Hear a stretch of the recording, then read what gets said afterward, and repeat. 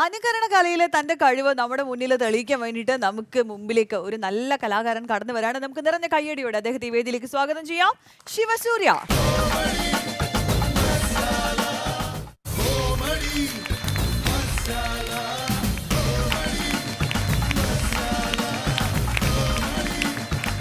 Shivasurya comedy മസാലയിലേക്ക് സ്വാഗതം. അപ്പൊ എന്ത് പെർഫോമൻസ് ആണ് ഇന്ന് നമുക്ക് വേണ്ടിയിട്ട് ഒരുക്കിയിരിക്കുന്നത്? സാധാരണ ഞാൻ വന്നു കഴിഞ്ഞാൽ ലാലേട്ടനെ പറയണമെന്നാണ്, എപ്പോഴും ലാലേട്ടനെയാണ് പറയുന്നത്. എന്നാലും ലാലേട്ടനെ പറയണം എന്നുള്ളതാണ്. അപ്പൊ നമ്മുടെ ഇവിടെ വന്നതുകൊണ്ട് തീർച്ചയായിട്ടും ലാലേട്ടൻ ഇപ്പൊ ഇവിടെ വന്നാൽ എന്ത് പറയും എന്നുള്ളത് കേൾക്കണ്ടേ?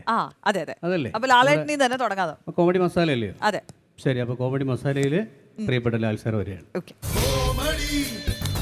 ഒരുപാട് ഇഷ്ടമുണ്ട് ഈ കോമഡി മസാലയിൽ എത്തിയത്. നമ്മുടെ ജീവിതത്തിൻ്റെ വൈറ്റ് പേപ്പർ എന്ന് പറയുന്നത് സ്നേഹമാണ്, ഇഷ്ടമാണ്. എല്ലാ നന്മകളും ഈ കോമഡി മസാലയ്ക്ക് ഉണ്ടാകട്ടെ എന്ന് പ്രാർത്ഥിക്കുന്നു. Thank you. വളരെ ഇഷ്ടപ്പെട്ടോ ഓഡിയൻസ്? യെസ്, ഓഡിയൻസ് കൈയടിച്ച് സമ്മതം അറിയിച്ചിട്ടുണ്ട്. ഇഷ്ടപ്പെട്ടു. സോ അടുത്തത് നമുക്ക് രാജമാണിക്യം എന്ന് പറയുന്ന നമ്മുടെ ഇക്ക ചെയ്ത രാജമാണിക്യം. പക്ഷെ എന്നോട് സഹായിക്കണം. ഞാൻ സഹായിക്കണം. തീർച്ചയായും. എന്താണ് വേണ്ടത്? നീ ആരാണ്, നിനക്ക് എന്ത് വേണം ഇവിടെ? ഇത്ര മതി ചോദിച്ചാൽ അത് ഞാൻ ചോദിക്കണം. നീ ആരാണ്, നിനക്ക് എന്ത് വേണം? ഞാൻ ആരാണ്, എന്തരാണെന്ന് അറിയണം, അത്രയല്ലേ ഉള്ളൂ. പണ്ടൊരു പാരാത്രി ഒരു മണിയറവായിൽ മുട്ടിയപ്പാണ് ഈ ചോദ്യങ്ങൾ മറ്റും ഞാൻ കേൾക്കണത്. നീ ആരാണ്, നിനക്കെന്തൊരു വേണം? ഞാൻ പറഞ്ഞ് എനിക്കെൻ്റെ അമ്മയെ കാണണം. ആ അമ്മ പറഞ്ഞാളെ എന്നെ അറിഞ്ഞുവിടാൻ. അന്ന് തീർന്നല്ല, പിന്നെ ഞാൻ ഇന്ന് വന്നത് നിങ്ങളൊക്കെ ഒന്ന് കാണാൻ, ഒന്ന് നേരാകെ ഒരു വരവൂടെ വരേണ്ടി വരും. അടിപൊളി. അതേസമയം നമുക്ക് ഇതൊന്ന് മാറ്റി പിടിക്കാം. കാരണം ഇപ്പൊ നമ്മൾ കേട്ടത് ഇക്കാന്റെ ശബ്ദമായിരുന്നു. വർഷങ്ങൾക്ക് മുൻപ് അവതരിപ്പിച്ചിരുന്നെങ്കിൽ എങ്ങനെയായിരിക്കും നമ്മുടെ നസീർ സാറൊക്കെ പറയുന്നത്? ഇതേ സിറ്റുവേഷൻ രാജമാണിക്യമായിട്ട് ഈ സിറ്റുവേഷനിൽ നസീർ സാർ വന്നിരുന്നെങ്കിൽ എങ്ങനെയായിരിക്കും അല്ലേ? അപ്പൊ നമുക്കൊന്ന് കേട്ടു നോക്കാം. അപ്പൊ ഞാൻ വീണ്ടും ചോദിക്കണായിരിക്കും. തീർച്ചയായിട്ടും കൂടെ പിടിച്ചോ. Okay, ready. നീ ആരാണ്, നിനക്ക് എന്ത് വേണം? ഞാൻ ആരാണ്, എന്താണെന്നറിയണം, അത്രയല്ലേ ഉള്ളൂ. പണ്ടൊരു പാതിരാത്രി ഒരു മണിയറവാതിൽ മുട്ടിയപ്പോഴാണ് ഈ ചോദ്യങ്ങൾ ഞാൻ കേൾക്കുന്നത്. നീ ആരാണ്, നിനക്കെന്ത് വേണം? ഞാൻ പറഞ്ഞു എനിക്കെൻ്റെ അമ്മയെ കാണണമെന്ന്. ആ പന്നക്കിളവി പറഞ്ഞ് എന്നെ അറിഞ്ഞുകൂടാ. എൻ്റെ അമ്മേ. കൊള്ളാം. ഈ അടുത്ത ആരാണ്? അടുത്തത് പറയുമ്പോ പേടി സ്വപ്നമായിരിക്കും ആശ്വതിക്ക്. എന്താണ് അത്? ഒരാളാ, അങ്ങനെയുള്ള ഒരാളാ.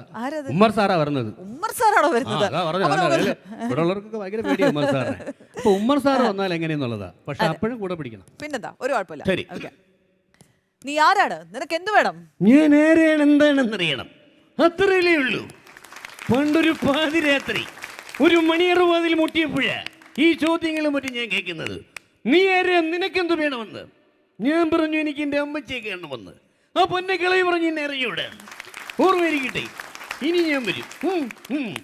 അങ്ങനെ ഉമ്മർ സാറിന്റെ എൻട്രിയും അടിപൊളിയായി.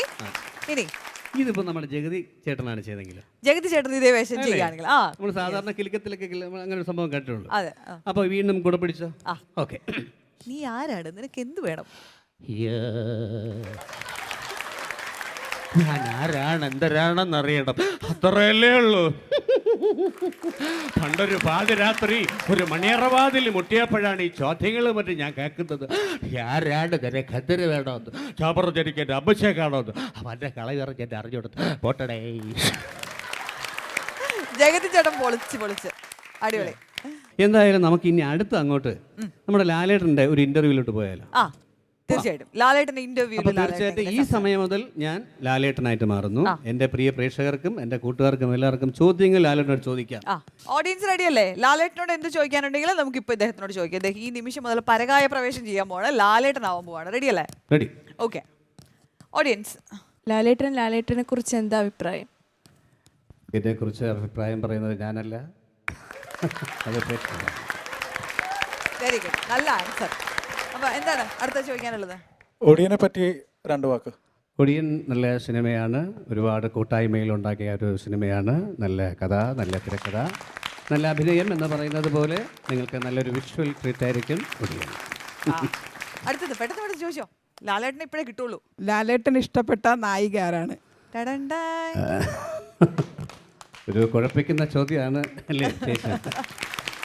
അങ്ങനെ പറഞ്ഞ് എന്നെ കൂടെ അഭിനയിച്ച എല്ലാവരെയും എനിക്കിഷ്ടമാണ്. എല്ലാവരും വളരെ എന്നെക്കാളും അഭിനയിക്കുന്ന നല്ല ആക്ടേഴ്സുകളാണ്. തീർച്ചയായിട്ടും ഇനിയും വരാനിരിക്കുന്നതേ ഉള്ളൂ. എന്താ പറയുക, ലാലേട്ടൻ ഇങ്ങനെയാണ് നൈസായിട്ട് ചോദ്യത്തിൽ നിന്ന് ചാടിപ്പോകും, എവിടെയും വെട്ടി തരില്ല. ഓക്കെ, ആൻഡ് ഇവിടുന്ന് പുലിമുരുകനെ കുറിച്ച് 2 വാക്ക് പറയാം. പുലിമുരുകനെ കുറിച്ച്. പുലിമുരുകൻ ഞങ്ങൾ പ്രതീക്ഷിക്കാത്തിടത്തോളം അതിനേക്കാളും മേലെ പോയ ഒരു സിനിമയാണ്. അതിന് നമ്മുടെ ജനഹൃദയങ്ങൾ ഒരുപാട് ഏറ്റുവാങ്ങി അതിനെ നെഞ്ചിലാക്കി. തീർച്ചയായിട്ടും ഇനിയും അങ്ങനെയുള്ള ഒരുപാട് മുരുകന്മാരുണ്ടാകട്ടെ എന്ന് പ്രാർത്ഥിക്കുന്നു. Thank you. മതിയോ? ഹാപ്പി ആയോ? ലാലേട്ടൻ ഒരുപാട് സിനിമയിൽ മറ്റുള്ള ആർട്ടിസ്റ്റുകൾക്ക് വേണ്ടി പാടിയിട്ടുണ്ട്, ലാലേട്ടന് വേണ്ടി പാടിയിട്ടുണ്ട്. ലാലേട്ടന് ഏറ്റവും ഇഷ്ടപ്പെട്ട ഒരു ഗാനം ഏതാണ്? ഞാൻ അഭിനയിച്ച പടത്തിലെ എല്ലാ പാട്ടുകളും എനിക്കിഷ്ടമാണ്. പക്ഷേ എന്നാലും എനിക്ക് സേതുമാധവൻ കിരീടം തന്ന ഒരു പാട്ട് വളരെ ഇഷ്ടമാണ്. അത് എവിടെ പോയാലും എനിക്ക് വളരെ നൊസ്റ്റാൾജിയ ഫീൽ ചെയ്യുന്ന പാട്ട് നിങ്ങൾക്കായിട്ട് എൻ്റെ പറ്റി. കണ്ണീർ പൂവിൻ്റെ കവിളിൽ തലോടി ഈണം മുഴങ്ങും പഴം പാട്ടിൽ മുങ്ങി മറുവാക്കു കേൾക്കാൻ കാത്തു നിൽക്കാതെ പൂത്തുമ്പി എന്തേ മറഞ്ഞു എൻ്റെ പുള്ളൂർക്കുടം പോലെ അസലായി നന്നായിട്ട് പാടി. ആ ലാലേട്ടന്റെ ശബ്ദത്തിൽ കേൾക്കുന്ന ചെറിയ ഒരു വൈബ്രേഷൻ അതുപോലും കറക്റ്റായിട്ട് നന്നായിട്ട് പാടി. Thank you. Good job. Lalettan, ആ പ്രണയം സിനിമ വളരെ ഒരു വ്യത്യസ്ത മൂഡിലാണ് ലാലേട്ടൻ ചെയ്തത്. അപ്പോൾ ആ സിനിമയിലെ ഡയലോഗോ അല്ലെങ്കിൽ ആ സിനിമയെക്കുറിച്ച് എന്തെങ്കിലും?